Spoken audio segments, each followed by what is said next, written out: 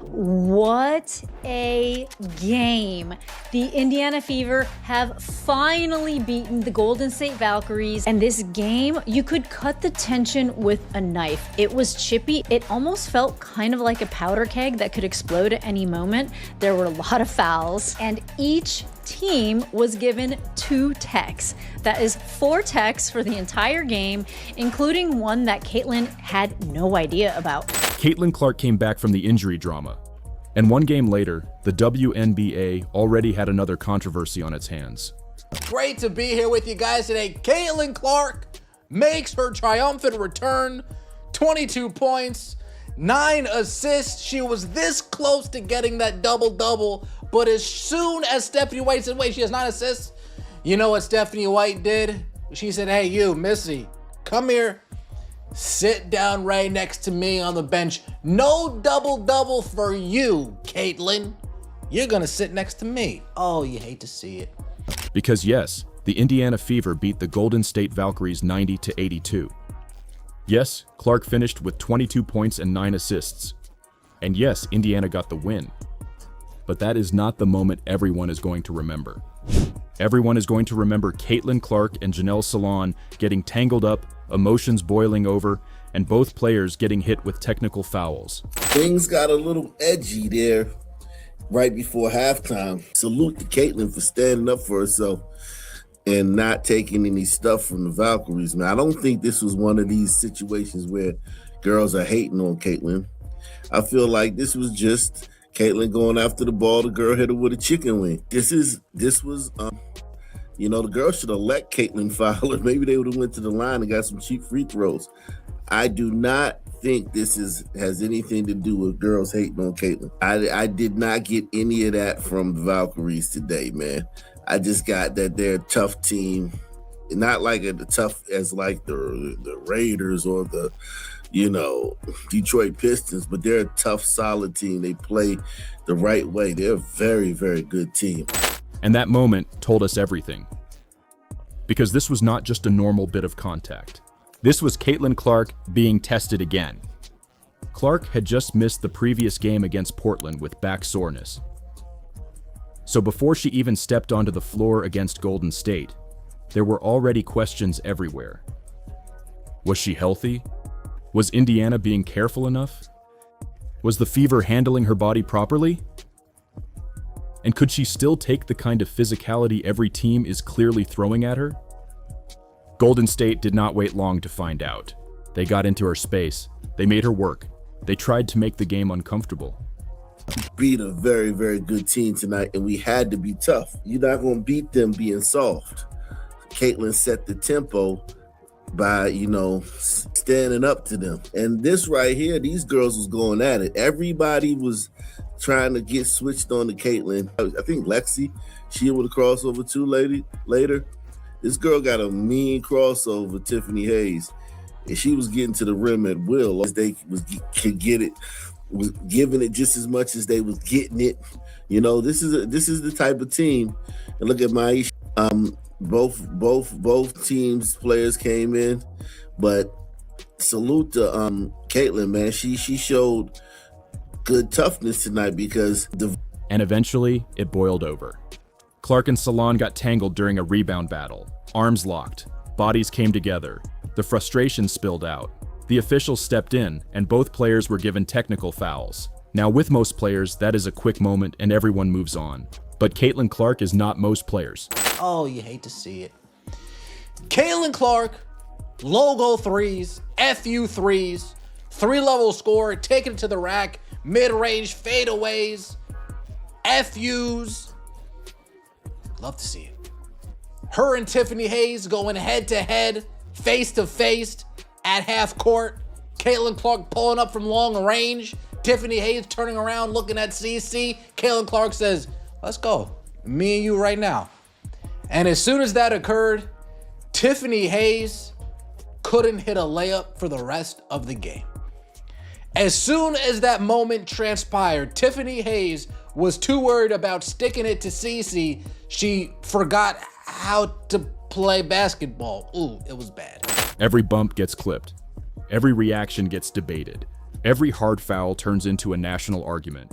And every time another player gets physical with Clark, fans ask the same question. Is this just normal WNBA toughness? Or is Caitlin Clark being targeted again? That is why this moment exploded. Not because it was the wildest altercation ever. It wasn't. It exploded because of the context.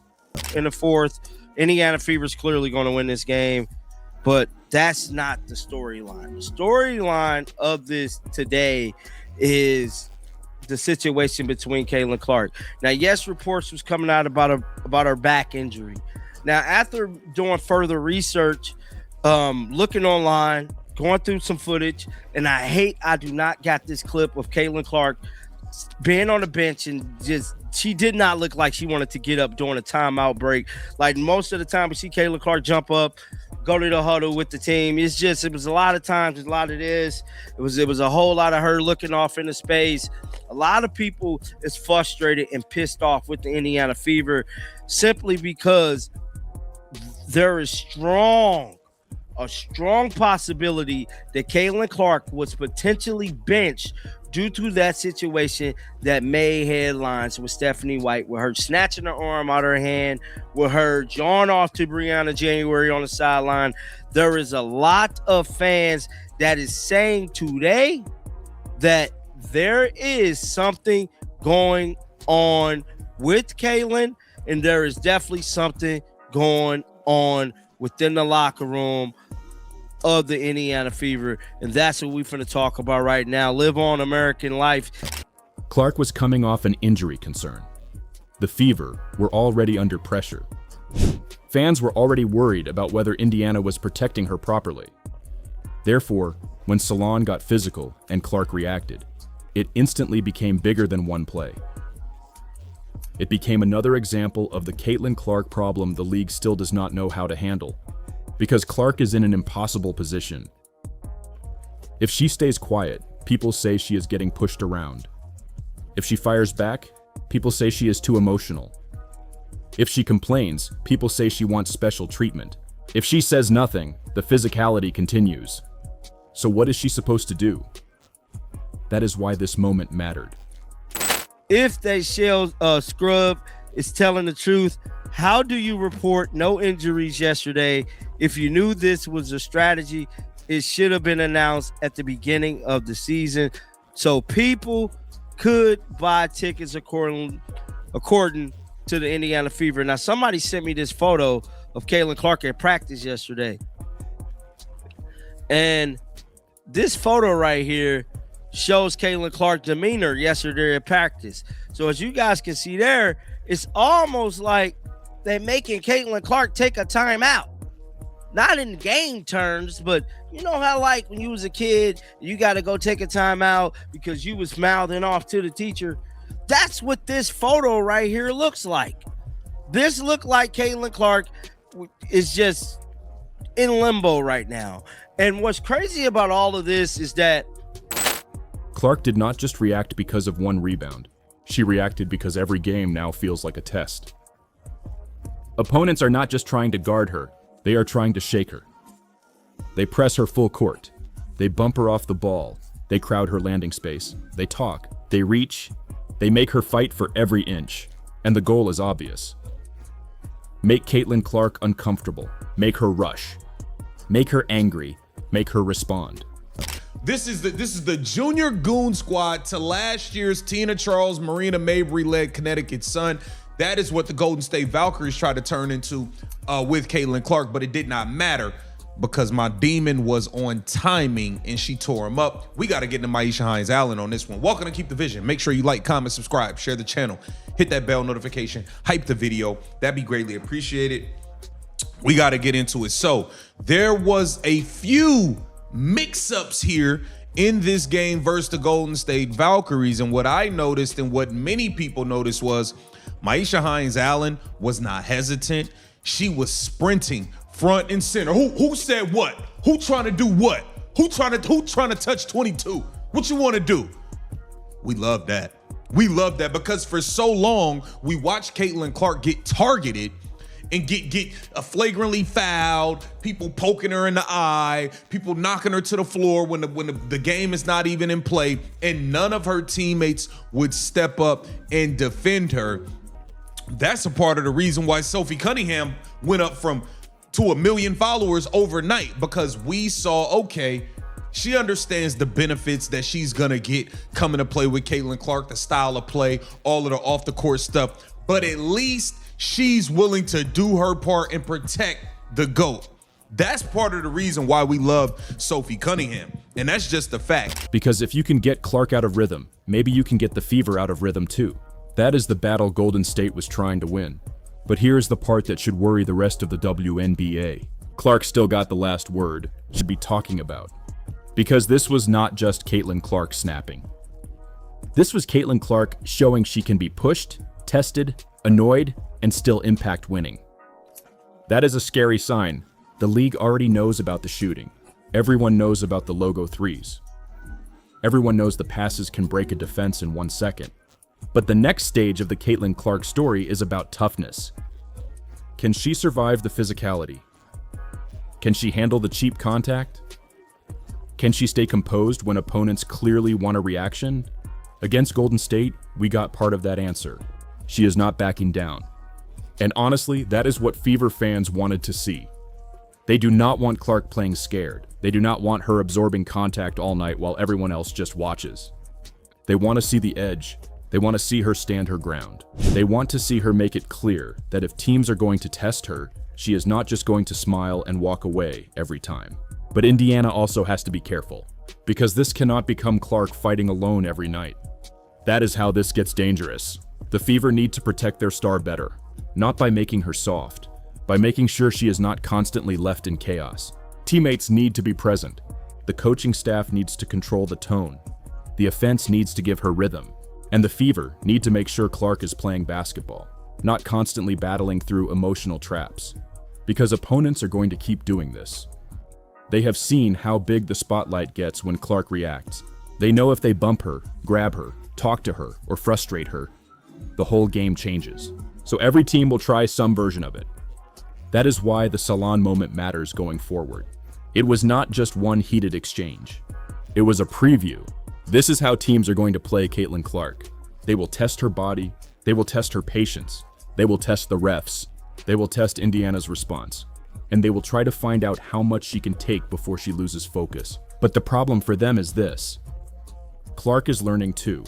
She is learning when to respond, when to walk away, when to use the anger, and when to turn the entire moment back into basketball. That is what happened against Golden State. Salaun tried to match her physically. Clark fired back. The officials gave them both technicals. The clip went viral. But Clark still walked away with the win in game. Clark gave them another national debate. And the Fever got another reminder of what they have. A player who can bring drama, attention, production, and winning all in the same night. That is why this game matters. Not because Caitlin Clark got a technical foul, but because she got tested, fired back, and still delivered. She came back from injury concerns. She took the contact. She stood her ground. She ran the offense. She helped Indiana win. And she reminded everyone that the Caitlin Clark experience is never just about the box score. It is the shot making, the passing, the pressure, the emotion, the controversy, the reaction, the feeling that every single game could turn into something bigger. And right now, the rest of the WNBA is learning a difficult lesson. You can try to rattle Caitlin Clark. You can try to make her uncomfortable. You can even drag her into a heated moment. But if she still walks out with the win, you did not expose her.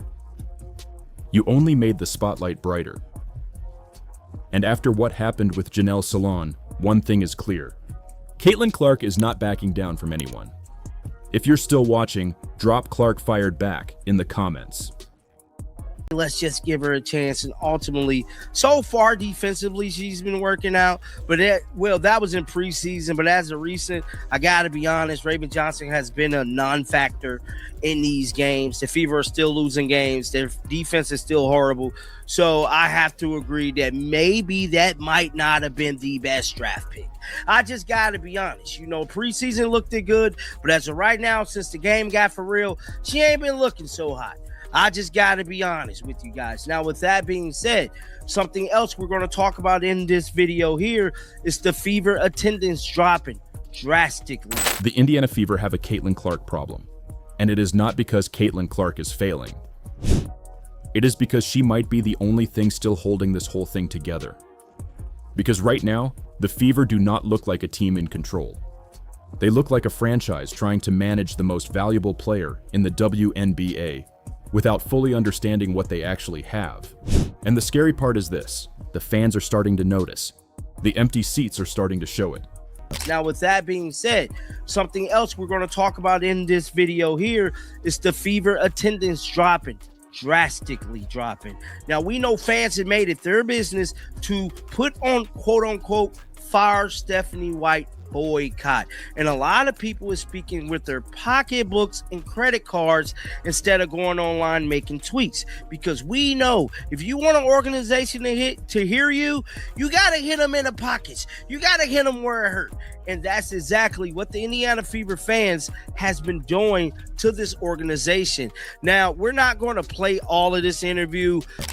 The frustration online is getting louder, and every time Caitlin Clark is sitting on the bench, every time she looks frustrated, every time Indiana's offense falls apart without her rhythm, the same question keeps coming back.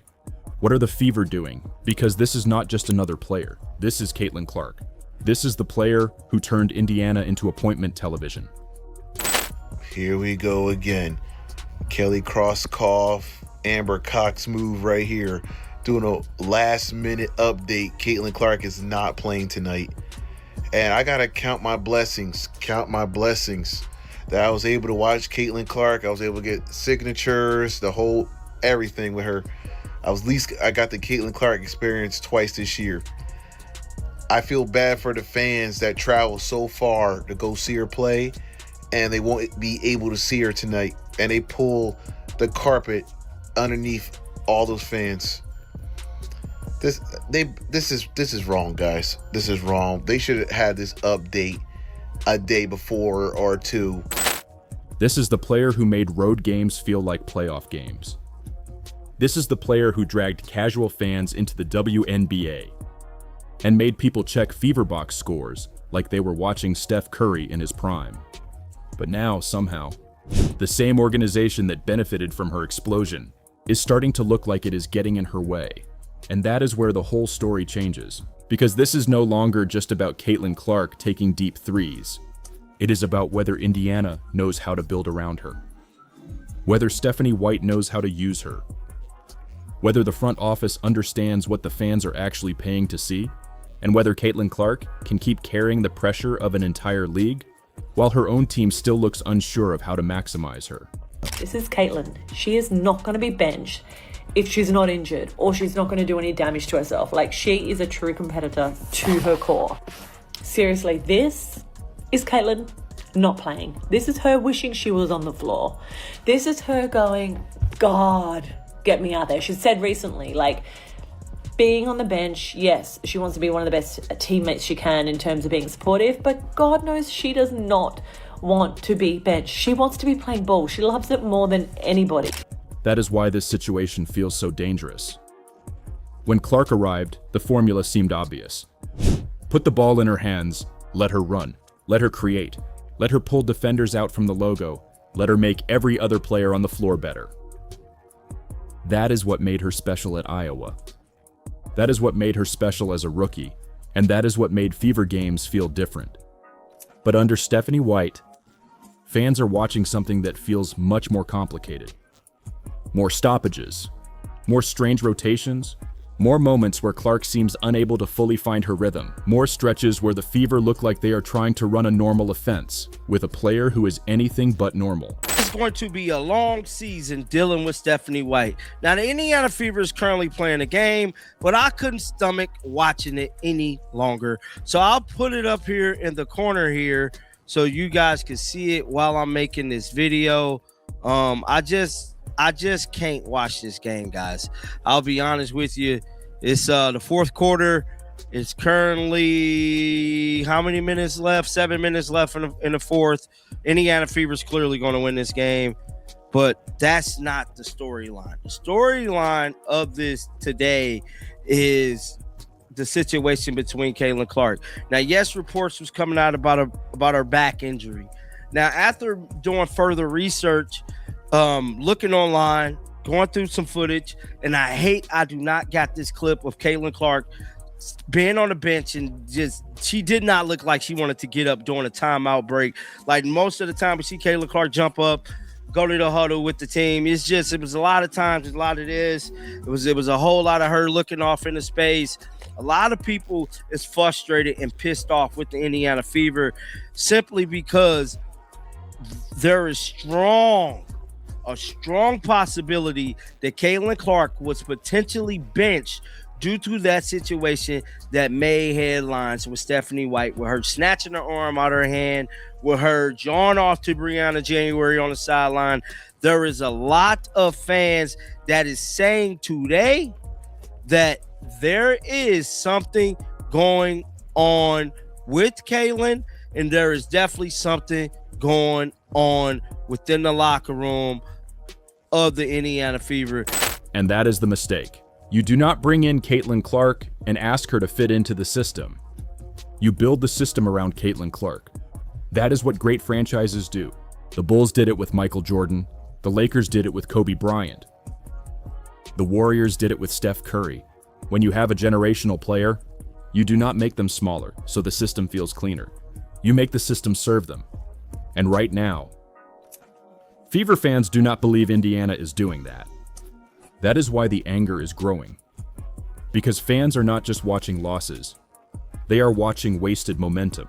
They are watching a team that should feel electric start to feel uncertain. They are watching Caitlin Clark carry the spotlight.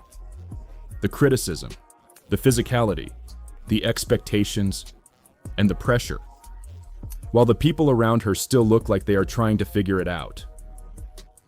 And you can see why that would wear on anyone. Clark has already talked openly about the mental side of the game. She has spoken about trying to block out the noise, about staying locked in, about journaling, breathing, working on her mind, and understanding how taxing the spotlight can be. And that matters.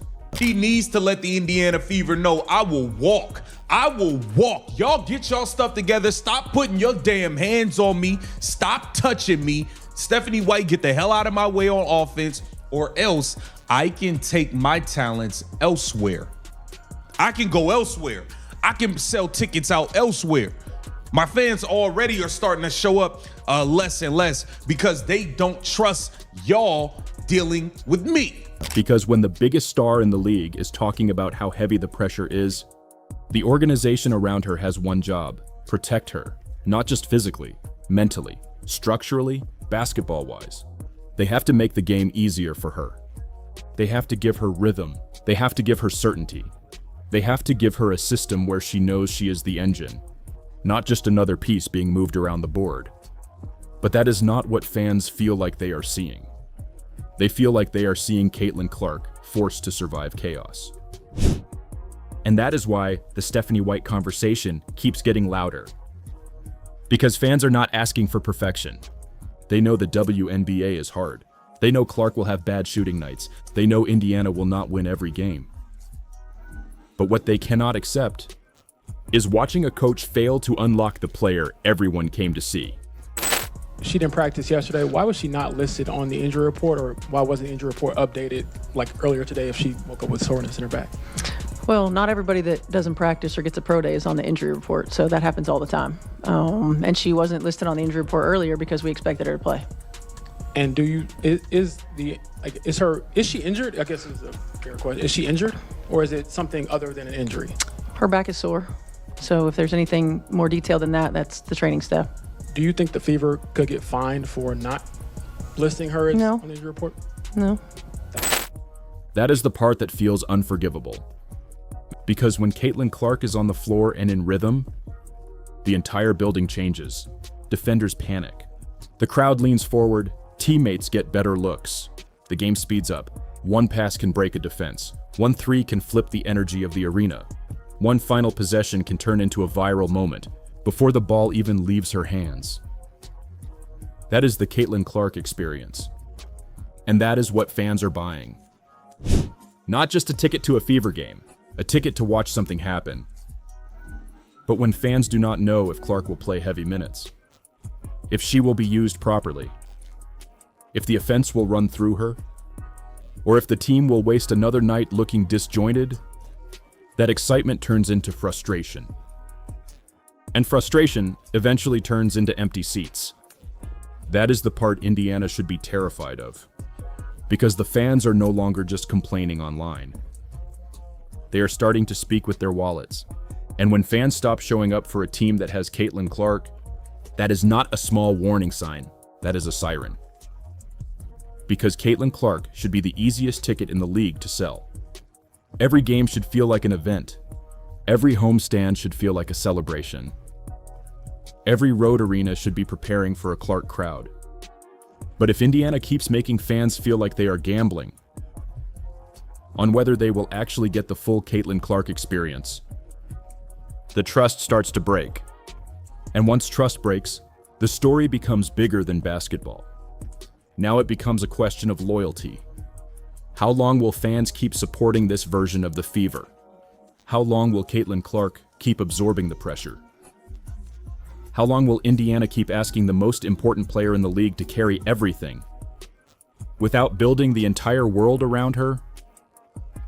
Because that is what this really comes down to. Caitlin Clark is not just another star. She is the business model. She is the ratings bump. She is the road crowd. She is the jersey sale. She is the reason casual fans are suddenly arguing about Fever rotations and WNBA attendance numbers. That does not mean she is bigger than the league. But it does mean the league and the Fever cannot pretend she is normal. Because she is not. Normal players do not change ticket markets. Normal players do not turn regular season games into national talking points. Normal players do not have fans analyzing every bench reaction, every coaching decision, and every post-game comment like it is part of a bigger crisis. Caitlin Clark does, and that is why Indiana has to be careful. Because if the Fever waste this, fans will not forgive them. If Stephanie White keeps trying to prove her system, instead of building around Clark, fans will not stay quiet. If the front office keeps acting like Caitlin Clark's presence alone is enough, they are going to learn a brutal lesson. Attention is not guaranteed forever. You still have to earn it. You still have to protect it. You still have to feed it with a product people believe in. And right now, people are starting to question the product.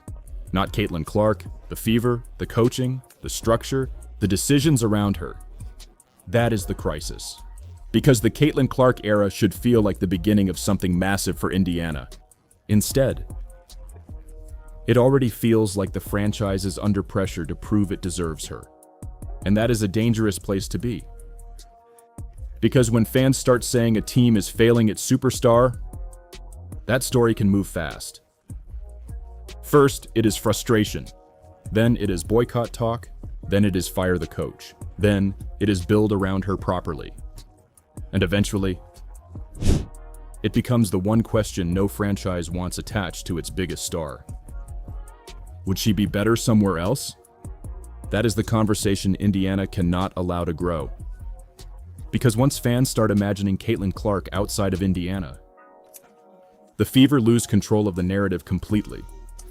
And that is why every decision matters now. Every rotation, every benching, every late game possession, every explanation, every press conference, every single moment where Clark looks frustrated and the cameras catch it. The margin for error is gone. The Fever are no longer operating like a normal team. They are operating under the spotlight of the most watched player in women's basketball. And if Stephanie White cannot handle that pressure, the fans will keep making their message clear. Run the team through Caitlin Clark. Build the offense around Caitlin Clark. Give her rhythm, give her help, give her a real structure, or get out of the way. Because this is the truth. Caitlin Clark did not lose control of the Fever. The Fever lost control of the Caitlin Clark story, and once that happens, the fans take over. They decide what the story is. They decide who gets blamed. They decide whether the coach is trusted. They decide whether the organization is failing its star. And right now, the message from the fans is getting louder by the day. Indiana has the most important player in the WNBA. But they are not acting like it. And if they do not fix that fast, this season could turn into one of the biggest fumbles the league has ever seen. Because Caitlin Clark changed everything for the Fever. Now the Fever have to prove they are not going to waste it. If you're still watching, drop "Build Around Clark" in the comments.